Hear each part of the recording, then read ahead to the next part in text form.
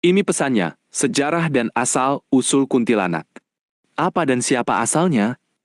Menurut cerita rakyat, kuntilanak adalah roh perempuan yang meninggal saat sedang hamil atau saat melahirkan, namun anaknya belum lahir sepenuhnya. Nama ini berasal dari kata Pontianak, yang berarti perempuan yang mati saat beranak. Kata ini juga sering diuraikan sebagai gabungan, kunti tambah anak.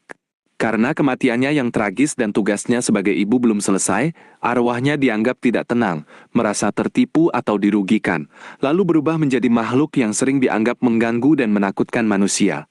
Di mana tempat asalnya yang paling terkenal? Cerita ini berakar sangat kuat di Kalimantan Barat, tepatnya kota Pontianak. Ada kisah sejarah yang dikisahkan turun-temurun. Sekitar tahun 1771, ketika Said Syarif Abdurrahman Al-Qadri mendirikan kesultanan dan kota tersebut, di pertemuan Sungai Kapuas, Sungai Landak, dan Kapuas kecil saat itu masih berupa hutan belantara rawa yang sangat lebat. Rombongan pendiri kota sering diganggu oleh roh-roh ini yang berkeliaran.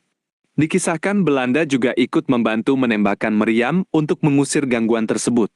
Tempat jatuhnya peluru meriam itu kemudian menjadi lokasi Masjid Raya dan Istana Kadriah. Dan kota itu pun dinamai Pontianak, mengambil nama makhluk yang mendiami wilayah tersebut.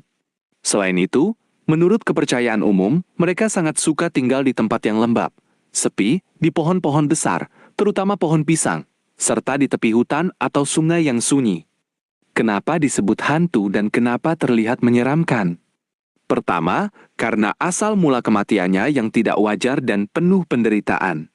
Hubungan kasih sayang antara ibu dan anak terputus secara mendadak dan menyedihkan, sehingga menimbulkan rasa dendam dan kegelisahan abadi. Kedua, dalam gambaran orang tua zaman dulu, wujudnya sering seperti wanita cantik, namun pucat pasi, berpakaian serba putih, berambut panjang yang tertutup rapat, namun jika dilihat dari belakang, terdapat lubang besar di bagian belakang lehernya. Suaranya berupa tangisan panjang yang melengking atau suara tawa yang sangat menyayat hati, biasanya terdengar saat malam hari. Selain itu, cerita ini sebenarnya juga menjadi nasihat atau peringatan bagi orang zaman dahulu agar tidak berjalan keluyuran di waktu malam, selalu berhati-hati di daerah yang asing dan alami, serta tetap menghormati batas-batas alam dan kehidupan. Cerita ini juga menggambarkan betapa besarnya risiko yang dihadapi kaum ibu pada masa lalu saat melahirkan, yang seringkali berakhir dengan kematian yang sangat menyedihkan. Kesimpulannya, dari mana asalnya roh perempuan yang meninggal saat sedang hamil atau melahirkan? Mengapa menjadi hantu? Karena dianggap tidak tenang, merasa tertimpa ketidakadilan, lalu menjadi makhluk yang menampakkan diri dan mengganggu. Di mana tempat utamanya, paling erat hubungannya dengan daerah Pontianak, Kalimantan Barat, namun cerita ini menyebar ke seluruh Nusantara. Tempat tinggal kesukaannya adalah pohon pisang, hutan, rawa, dan tempat-tempat yang sepi dan lembab.